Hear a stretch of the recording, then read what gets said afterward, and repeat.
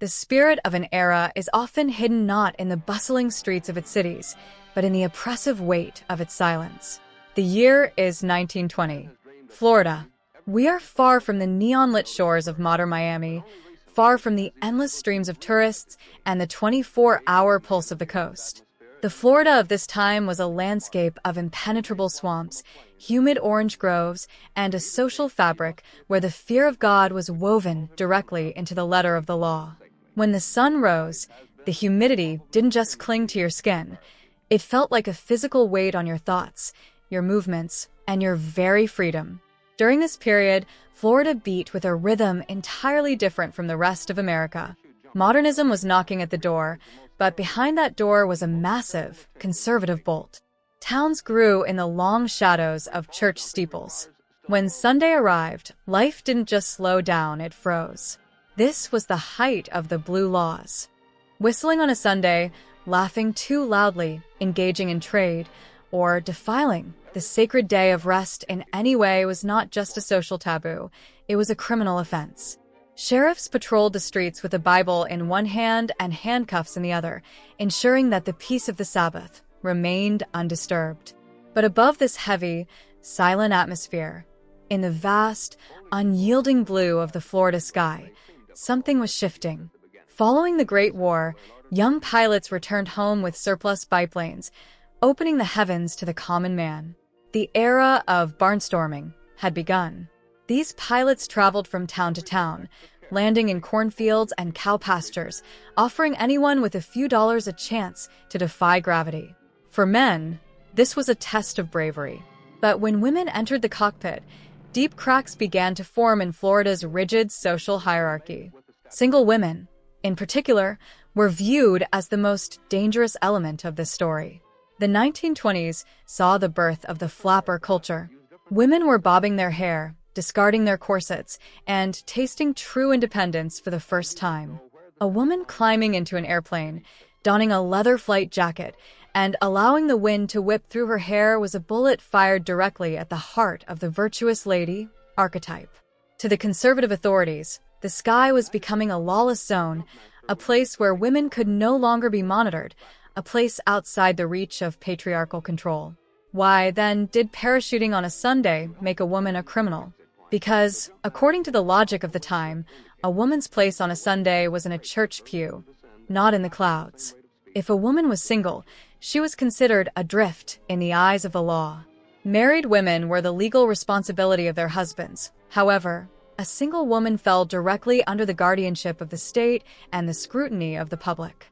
The government characterized the sight of a single woman floating down from the heavens, clinging to a silk sheet, as a direct assault on the moral fabric of society.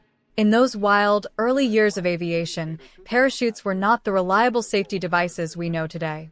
They were massive sacks made of silk, and the possibility of them failing to deploy was a constant, terrifying reality.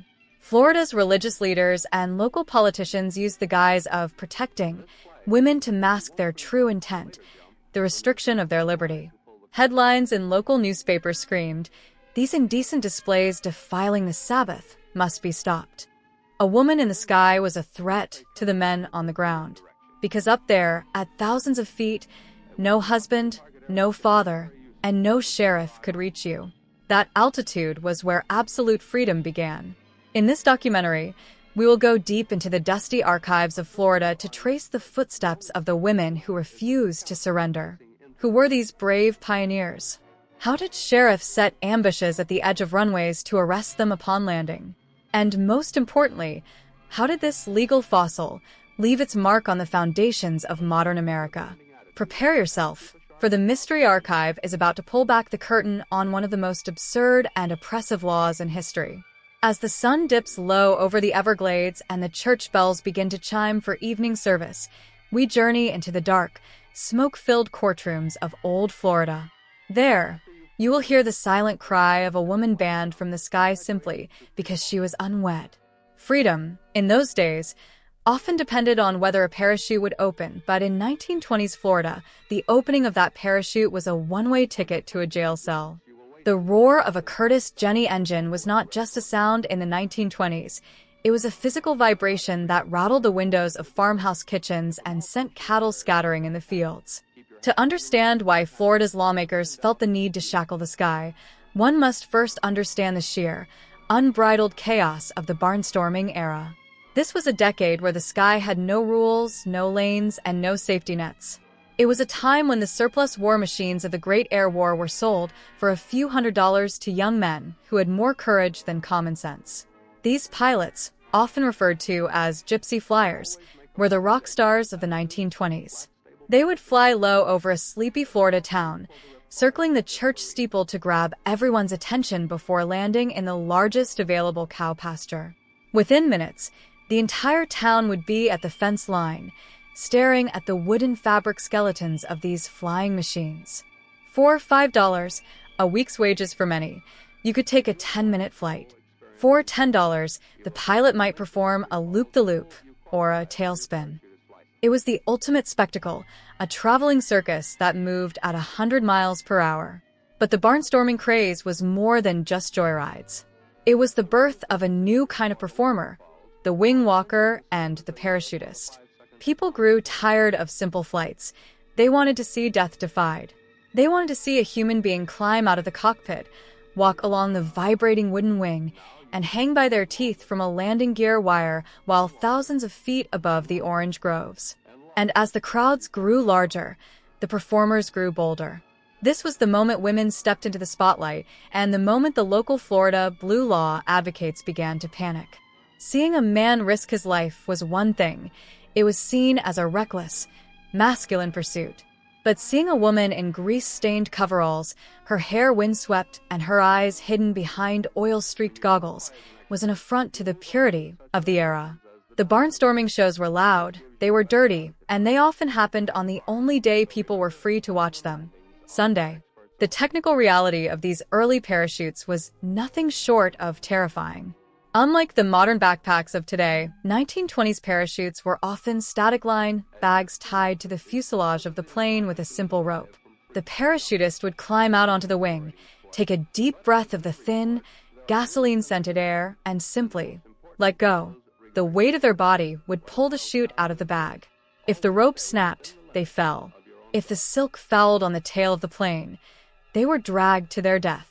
There were no reserve chutes. There were no second chances.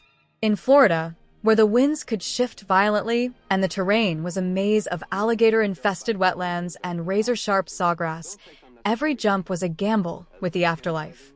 The religious authorities watched these displays from the ground with a mixture of horror and righteous anger. To them, these women were not pioneers. They were siren of the skies, leading the youth away from the quiet contemplation of the Sabbath and toward a life of thrill-seeking and sin. They saw the barnstormers as a plague of flying gypsies who brought noise to the quiet morning air and tempted the weaker sex to abandon their earthly duties. Every time a woman successfully landed a parachute jump in a Florida field, she proved that she didn't need the protection of a man or the permission of the church to survive the impossible.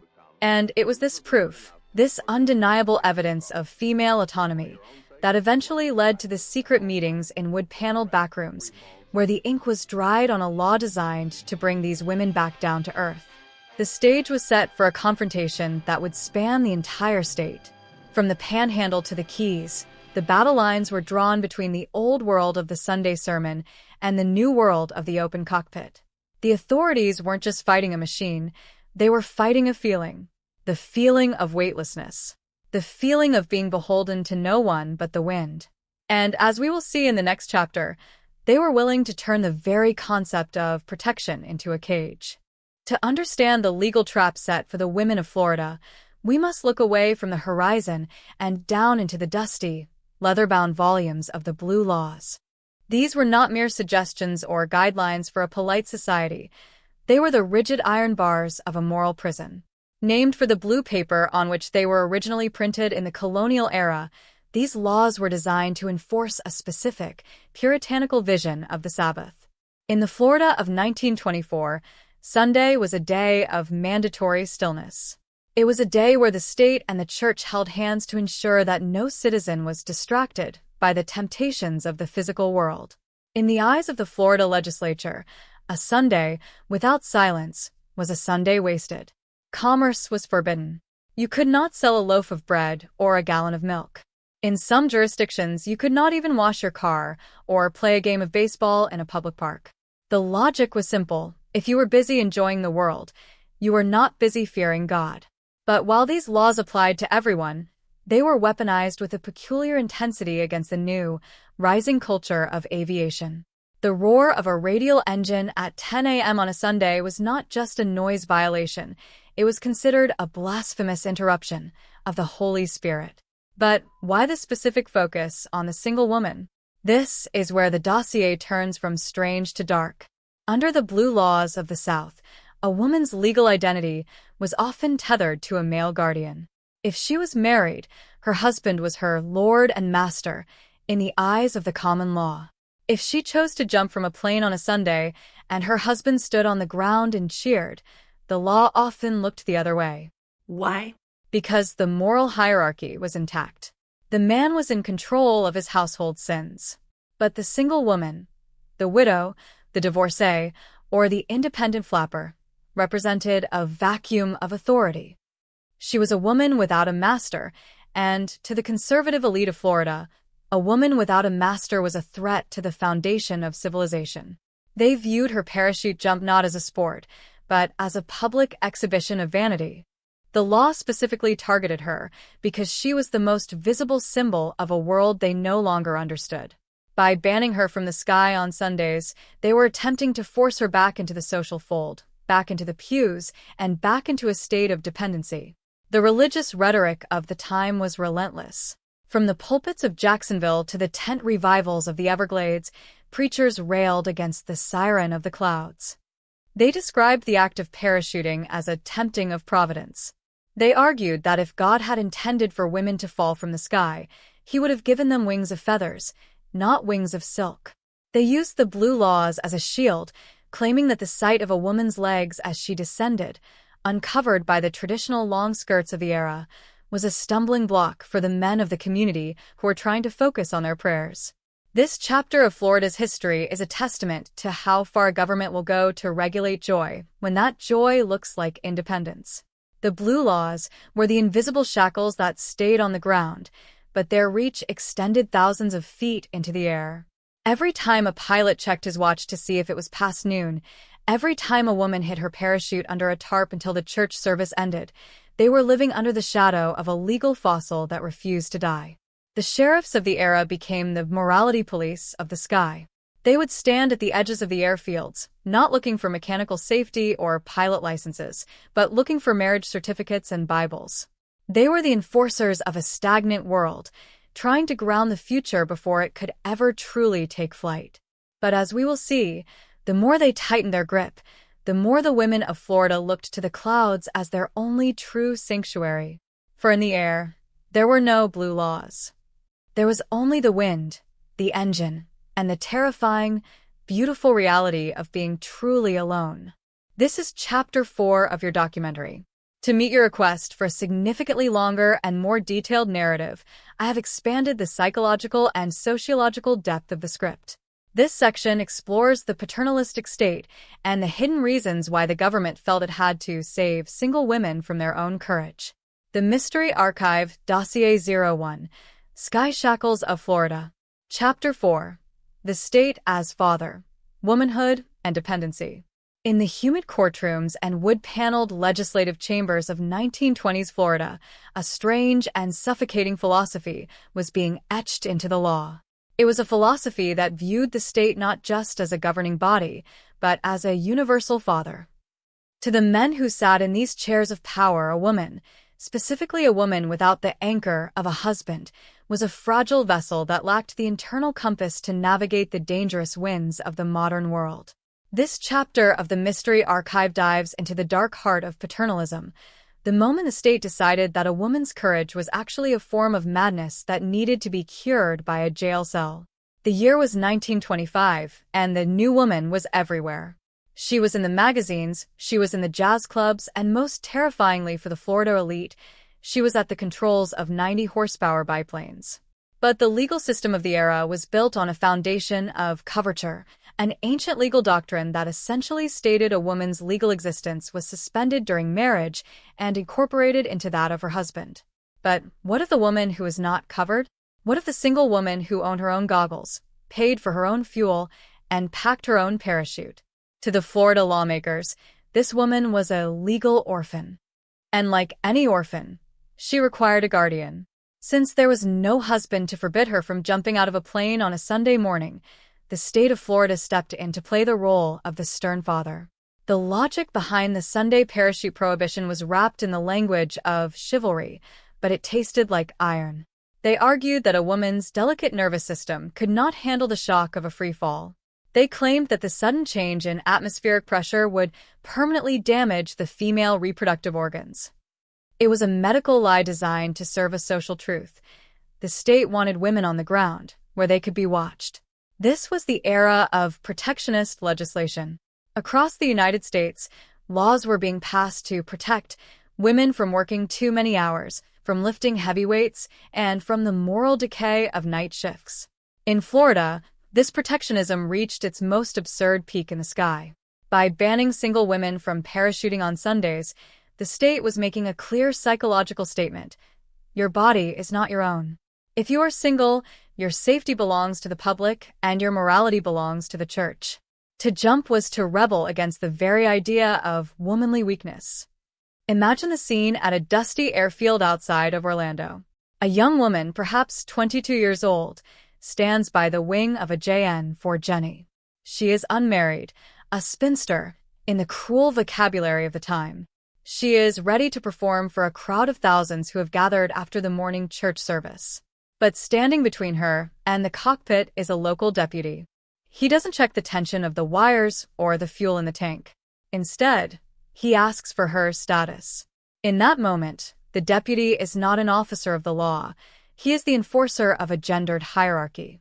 He is there to remind her that without a marriage license, her daring is a crime. This chapter of the documentary explores the hidden transcripts of these encounters. We look at the letters written by female pilots of the era, women like Bessie Coleman and Ruth Elder, who fought against the nerves argument every single day. They knew that their male counterparts were just as terrified before a jump, yet the men were called heroes, while the women were called reckless or hysterical. The law was a tool to maintain this double standard. If a woman died in a parachute accident on a Sunday, it wasn't just a tragedy, it was used as proof that the law was necessary. They used the bodies of fallen women to justify the cages they built for the living. The psychological impact of being told that your bravery is unnatural cannot be overstated. These women were forced to live a double life. Many would carry wedding rings in their flight suits, slipping them on before they landed to avoid the sheriff's questions. They turned the sky into a space of secret resistance. While the preachers on the ground were shouting about the sanctity of the Sabbath and the duties of the daughter, these women were thousands of feet above, experiencing a clarity that no sermon could provide. The state's role as father was a mask for its fear of the unknown. A woman who could survive a 3,000-foot drop was a woman who might realize she didn't need the state to tell her how to live, how to vote, or who to love. The Sunday parachute law was a desperate attempt to ground a movement that had already taken flight. It was a battle for the soul of the American woman, fought in the thin air between the clouds and the courthouse. And as the 1920s roared toward their end, the father state would find that no matter how many laws they wrote, they could not catch the wind. To the onlookers standing in the humid grass of a Florida cow pasture in 1926, a parachute jump looked like a graceful, silent descent, a flower blooming in the sky. But for the woman standing on the vibrating wooden wing of a biplane, the reality was a violent, oil-slicked nightmare. In this chapter of the Mystery Archive, we strip away the romanticism of the golden age of flight to examine the terrifying, technical reality of the equipment. We will explore why the Florida legislature viewed these silken bags as nothing more than floating coffins, and why a single woman's decision to trust her life to them was seen as a rejection of all earthly reason. To understand the danger, one must first understand the Jenny. The Curtiss JN-4, The workhorse of the era was a skeletal assembly of spruce wood, linen fabric, and tensioned piano wire. It was powered by an OX-5 engine that spit castor oil directly into the pilot's face. The cockpit was an open wound in the fuselage, offering no protection from the biting winds or the deafening roar of the propeller. For a woman to jump from this machine, she first had to perform a feat of acrobatics that would terrify a modern athlete. She had to climb out of the cockpit while the plane was moving at 80 miles per hour, fighting the slipstream that threatened to peel her fingers off the wooden struts and make her way to the very edge of the lower wing. But the real terror lay in the parachute itself. In the mid-1920s, the backpack parachute we know today was a luxury. Many barnstormers still used the static line or attached bag system. This was not a sleek piece of technology. It was a bulky, canvas sack tied to the underside of the airplane with a length of rope. The jumper wore a primitive harness made of stiff, abrasive webbing that bit into the shoulders and thighs. There was no ripcord to pull. There was no reserve chute if the first one failed. There was only one chance, and that chance was governed by a piece of string. The jumper would stand on the wing, looking down at the patchwork of Florida's green swamps and gray rivers. When the pilot gave the signal, she would simply fall backward into the abyss. As she fell, her body weight would pull the parachute out of the canvas bag attached to the plane. If the wind caught the bag incorrectly, the parachute would fall, tangling itself in the tail assembly or the landing gear. If that happened, the woman wouldn't fall. She would be dragged behind the airplane like a rag doll, battered to death by the turbulence until the pilot was forced to land with her body still trailing behind. This was the silken grave that the lawmakers so frequently cited in their arguments for prohibition. The material of the parachute added another layer of peril. While the best chutes were made of Japanese silk, light, strong, and capable of being packed tightly, many budget-conscious performers used mercerized cotton or heavy canvas. These materials were prone to rot in the sweltering, salt-heavy humidity of the Florida coast. A parachute packed on a Friday could develop mold by Sunday morning, causing the fabric to stick together.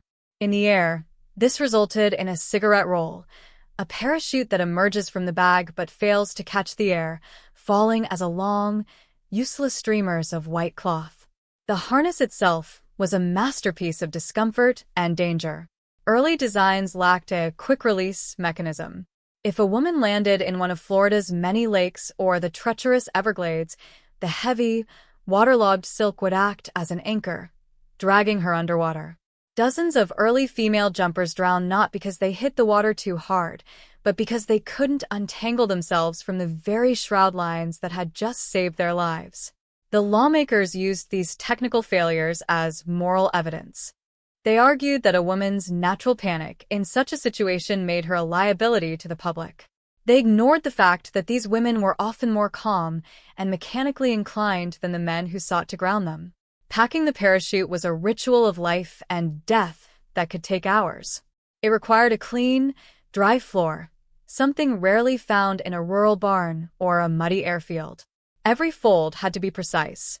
Every line had to be straight. For the Sunday jumpers, this ritual was often performed in secret, in the dead of night, away from the prying eyes of the local deacon or the sheriff. They would lay out the 24 feet of silk by candlelight, smoothing the wrinkles with trembling fingers, knowing that any mistake would be finalized by the unforgiving Florida soil. This chapter of our archive honors the sheer technical grit of these pioneers. They weren't just thrill-seekers. They were amateur engineers and accidental daredevils who understood the physics of their own mortality. They knew the breaking strength of every rope and the porosity of every square inch of silk. When the Florida state government banned single women from jumping on Sundays, they weren't just banning an activity. They were insulting the technical mastery these women had achieved over their own survival. The silken grave was a risk they accepted, a price they were willing to pay for a few moments of weightless autonomy in a world that wanted them weighted down by tradition. As we look at the grainy, flickering footage of these women falling through the clouds, we must see past the spectacle. We must see the fraying ropes, the oil-stained silk, and the primitive harnesses. We must realize that their greatest fear wasn't the parachute failing to open.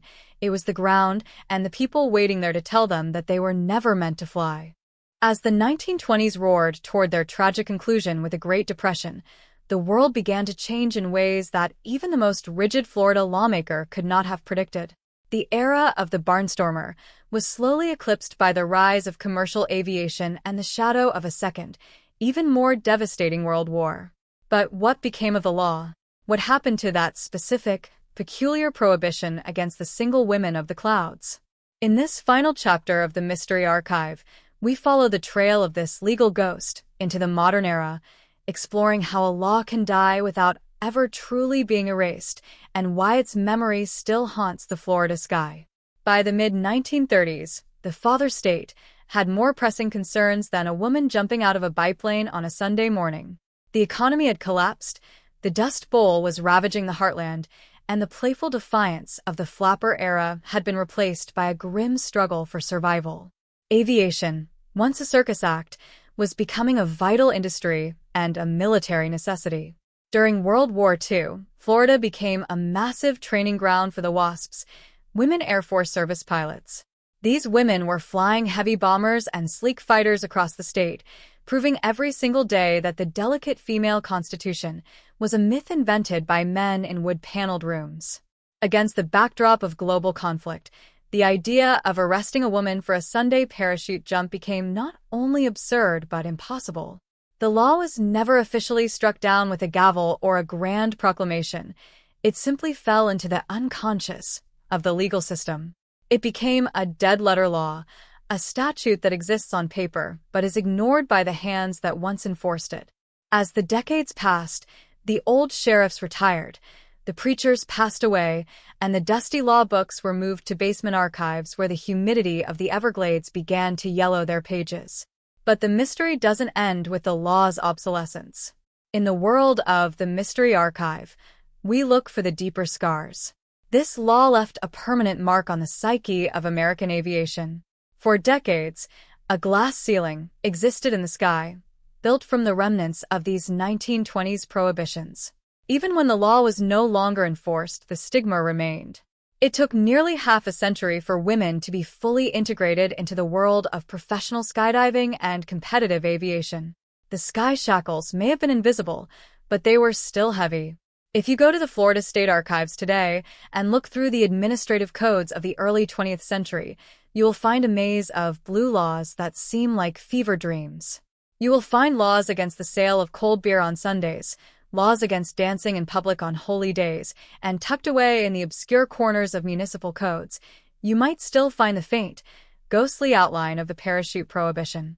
It stands as a hukuki fossil, a legal fossil, a reminder of a time when the government believed it could own the very air a woman breathed. The haunting reality of the Sunday parachute law is that it represents the unsolved case of social progress. We like to think that we move forward in a straight line, leaving the darkness behind us. But these laws prove that progress is a battle of inches. Every single woman who boards a Cessna today, who checks her altimeter as the Florida coastline stretches out beneath her, and who steps into the void on a Sunday afternoon, is an answer to that 1920s judge.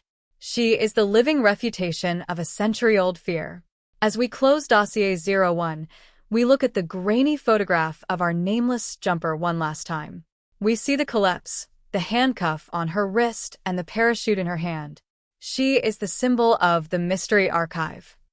She represents the millions of stories that were suppressed by the ink of a bureaucrat's pen. Her jump was not a crime. It was a prophecy.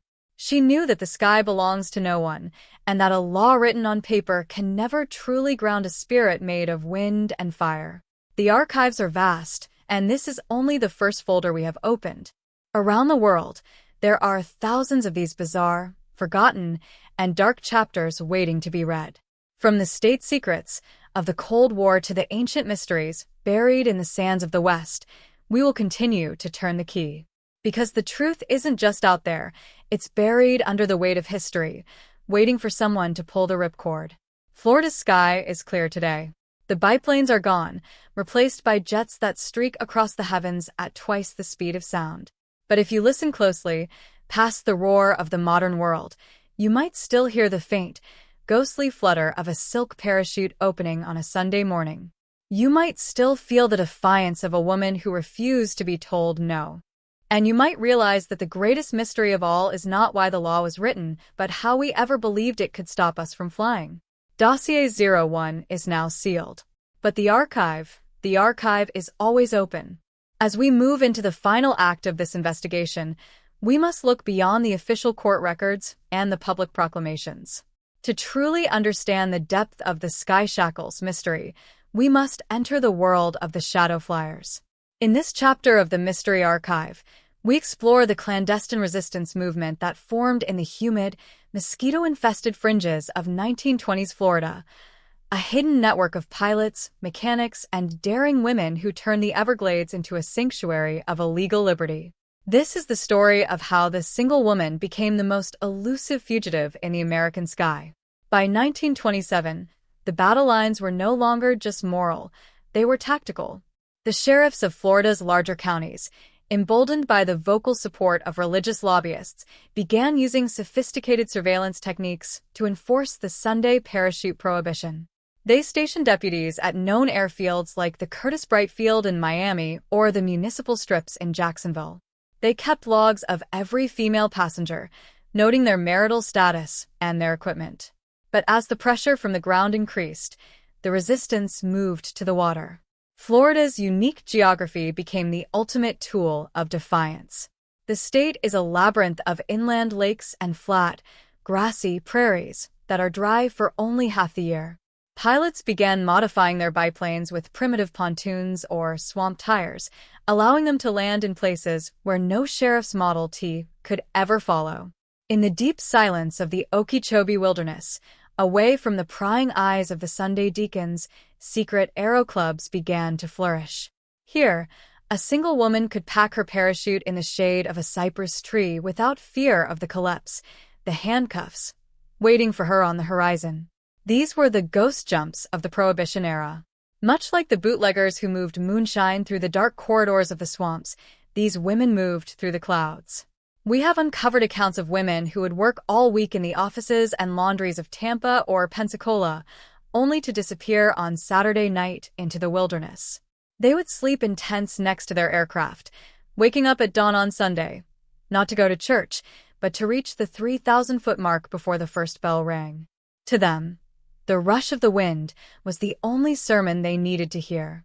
But the resistance wasn't just about hiding, it was about outsmarting the technicalities of the law.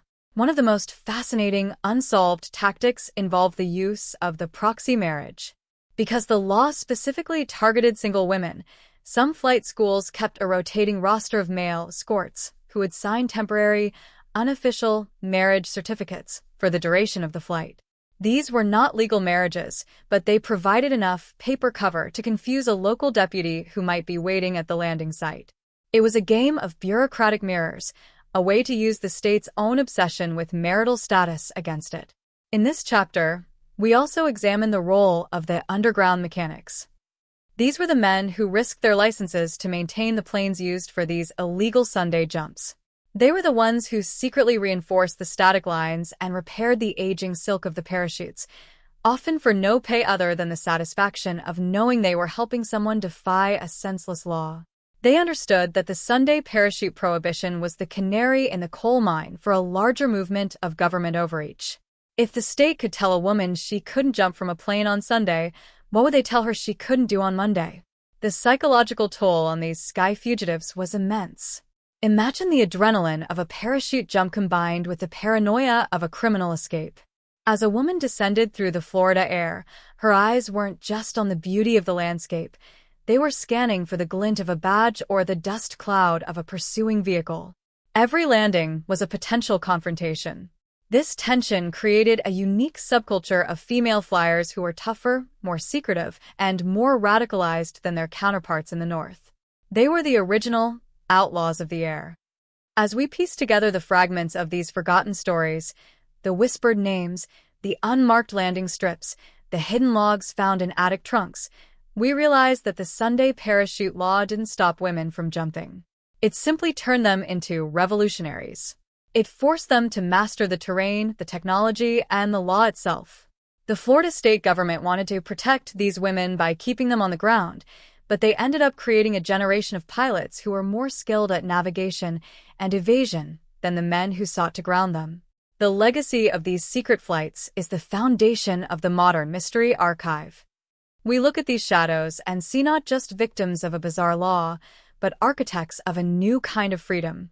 They proved that the sky cannot be policed, and that the human desire to be weightless will always find a way to bypass the barriers of the earth. As the 57-minute mark of our journey approaches, we stand on the edge of the swamp, looking up at the empty sky, knowing that somewhere up there, the echoes of those illegal Sunday jumps are still vibrating in the air. The collapse, the handcuffs, may have been real, but they could never lock the clouds.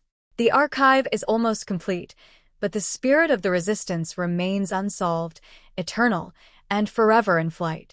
As the sun of the late 1920s began to set on the first decade of flight, the tension between the sky fugitives and the Florida authorities finally reached a boiling point. It was no longer enough for sheriffs to simply chase shadows in the Everglades. The state wanted a public example. They wanted a conviction that would serve as a warning to every unattached woman who dreamed of the clouds. In this chapter of the Mystery Archive, we step inside the sweltering, fly-blown courtrooms of rural Florida to witness the trial of the clouds, the moment when the Sunday parachute law was forced to defend itself against the very modernism it sought to destroy. The setting was a small county courthouse in the Florida Panhandle, a building made of heavy limestone that seemed to sweat under the relentless July heat. Inside, the air was thick with the smell of cheap tobacco and the rhythmic thrum of overhead fans that did little more than move the humidity from one side of the room to the other. On the bench sat a judge whose mind was as rigid as his starched collar, a man who believed that the internal combustion engine was a test from the Almighty and that a woman's place was defined by her proximity to a kitchen stove. In the defendant's chair sat a woman who would become a legend in the underground aviation circles. We will call her the Sunday Siren. She had been arrested after a daring jump over a county fair, landing precisely in the center of the restricted zone where the local sheriff had been waiting with his collapse, his handcuffs, shining in the sun. She was charged with a litany of moral crimes, violating the sanctity of the Sabbath, public indecency for her choice of flight trousers, and the specific, damning charge of unauthorized aerial descent by an unwed female. The prosecution's argument was a masterpiece of 1920s paternalistic fear. The district attorney didn't focus on the safety of the jump or the mechanics of the parachute. Instead, he spoke of the integrity of the Florida family. He argued that if a single woman was allowed to experience the godlike intoxication of flight without the stabilizing influence of a husband, she would become unfit for the domestic duties that hold our civilization together. He painted a picture of a future where the streets were empty on Sundays because everyone was in the sky, a world where the church bells were drowned out by the scream of engines. But the defense was led by a young, ambitious lawyer who saw the sky not as a playground, but as a laboratory for the future.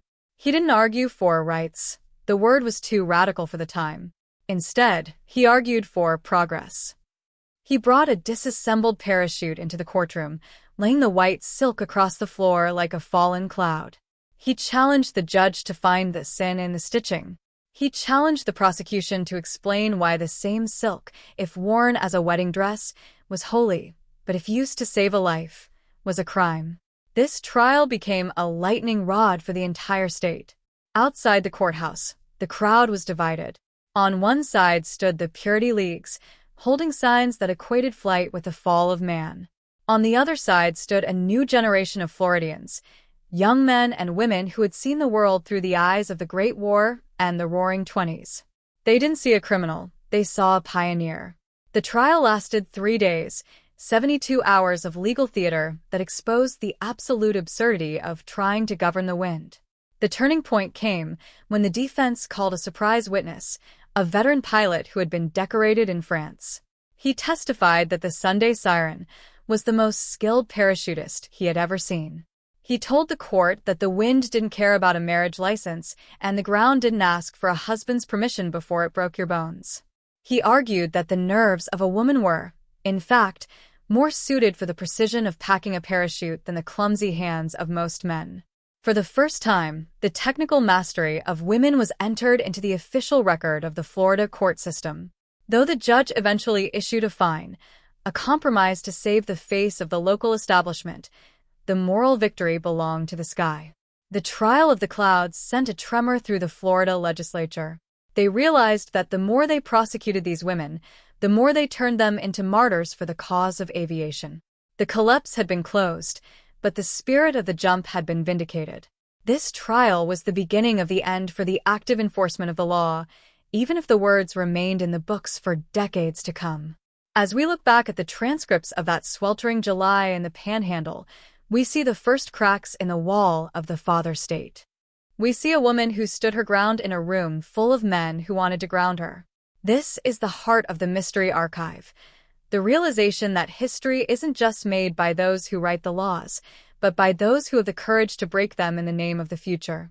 The trial is over, the judge's gavel has fallen, but the roar of the engine is still echoing through the decades. The archive is reaching its final capacity. We have explored the law, the technology, the resistance, and now the justice. As the clock ticks toward the end of our 57-minute journey, we prepare to leave the humid courtrooms behind and return to the open air. Because in the end, the only verdict that matters is the one written in the clouds. We have traveled through the humidity of the Florida swamps, felt the bone-shaking vibration of the Curtis Jennings engine, and stood in the sweltering courtrooms where a woman's freedom was weighed against the weight of tradition.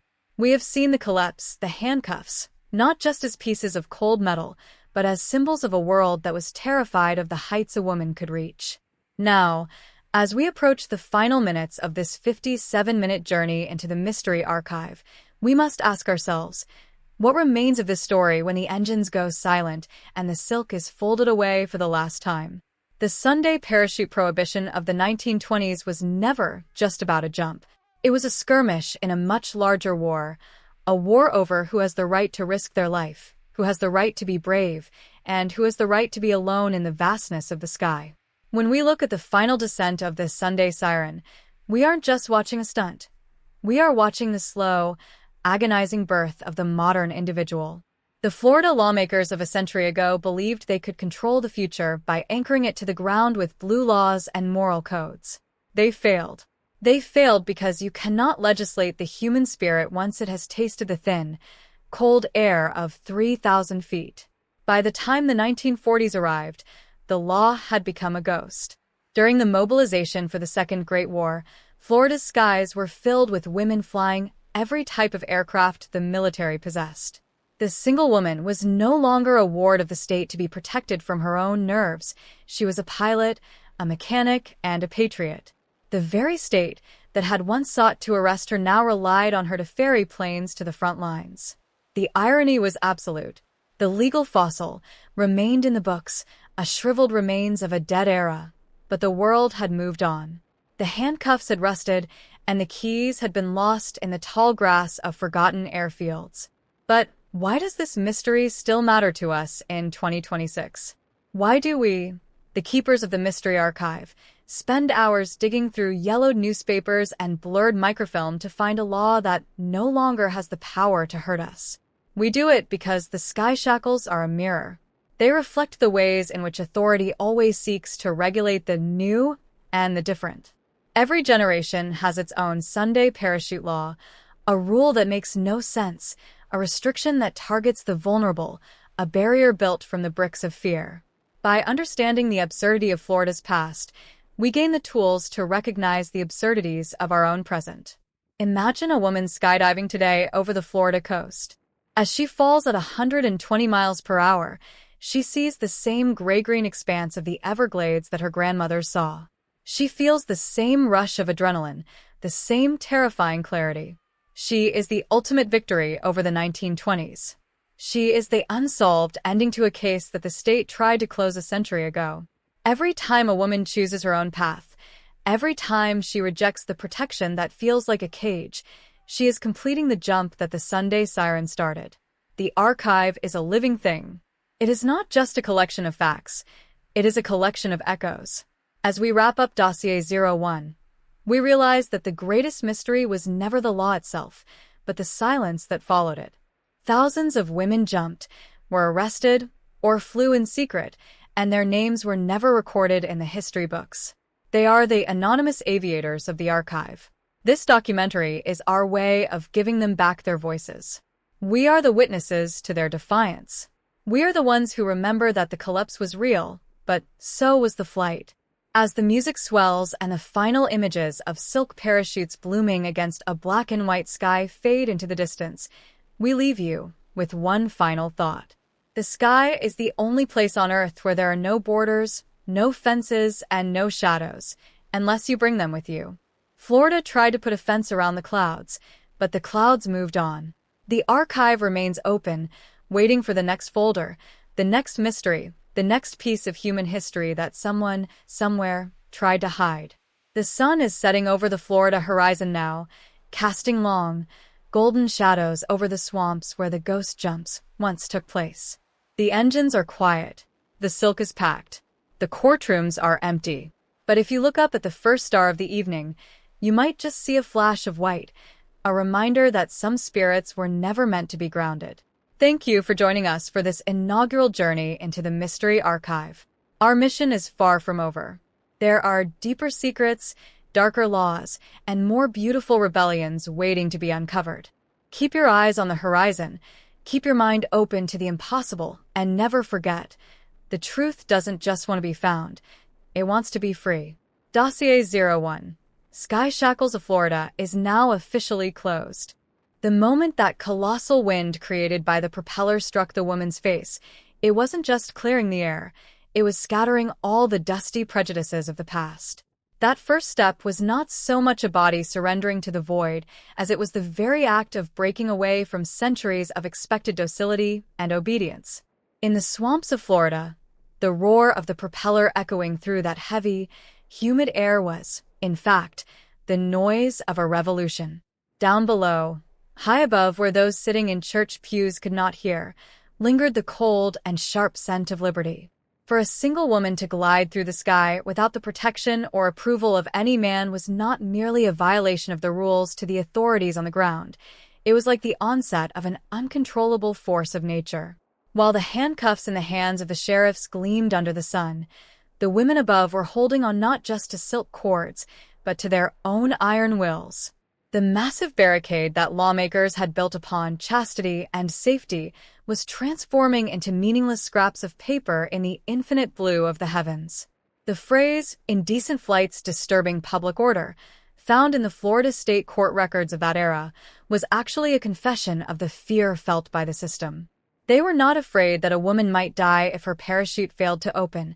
What they truly feared was that the parachute would open successfully and the woman would descend safely, surviving despite all the prohibitions imposed upon her. Because a woman who survived and succeeded could no longer be ruled by fear. During the peak of this silent war, the prohibitive decrees signed in the smoky rooms of Tallahassee were no different than pouring gasoline onto a fire while trying to extinguish it. Every arrest, every fine, instead of suppressing the hunger for the sky, only fanned its flames further. Those makeshift runways hidden in the depths of the swamps had become centers for the birth pangs of a new world, not just departure points for planes. As women folded their parachutes by the dim light of oil lamps at night, they were weaving not just silk fabric, but their own futures, stitch by stitch. Every fold, every knot was a preparation for the great defiance to come the following Sunday morning. While the conservative crowds in the city centers sought to cleanse themselves of their sins during Mass, these sky smugglers were creating their own sanctums among the clouds. For a woman, wearing only a leather jacket and flight goggles, to cast herself down from thousands of feet high might have looked like a suicide to the society of that day, but it was, in reality, a true awakening. In time, these secret jumps created a tremor not only in the rural areas of Florida, but in its very soul.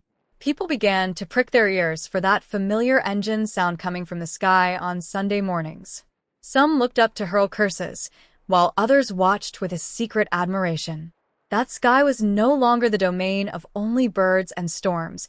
It was the sovereign territory of single women who refused to bow to authority. As the prohibition grew harsher, the resistance in the sky grew more graceful. Those old planes, taking off even in the fiercest storms, were launched like fleeting bullets against the inertia of the ground-based system. This story is not just about the moment a parachute opens. It is the story of tearing away, one by one, the dark curtains within the mind of a society. And finally, on one of those Sunday mornings when the pressure was at its peak, the dozens of parachutes appearing over Florida were a proclamation that the system could no longer stop this tide. The sheriffs were at a loss as to whom to arrest, and the prosecutors were confused about which law to put forward. Because if a law is being broken by everyone simultaneously, it is no longer a law. It is merely an antique piece to be displayed in a museum.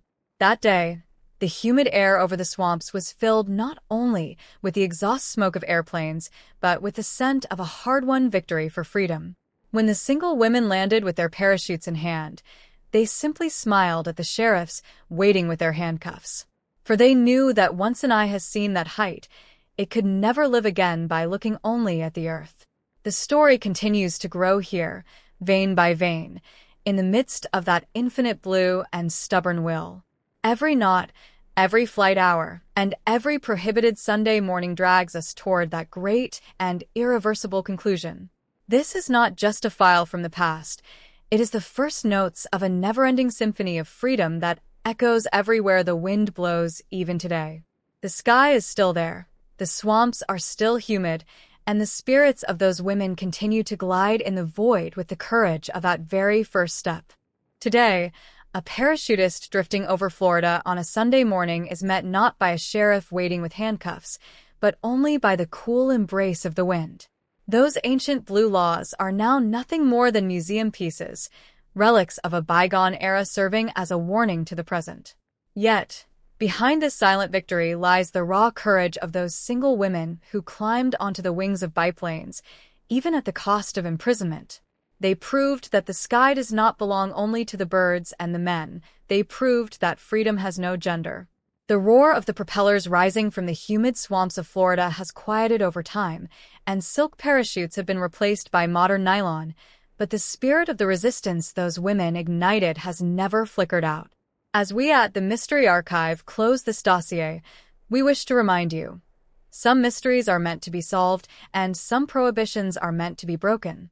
The sky shackles of Florida are finally shattered. The horizon remains vast, forever blue, and open to everyone. Dossier 01, Sky Shackles of Florida ends here. But remember, the archive never truly closes. It simply waits for the next curious soul to turn the page. Archive closed. Open file folder, old key, scroll, magnifying glass, tilted left, shushing face.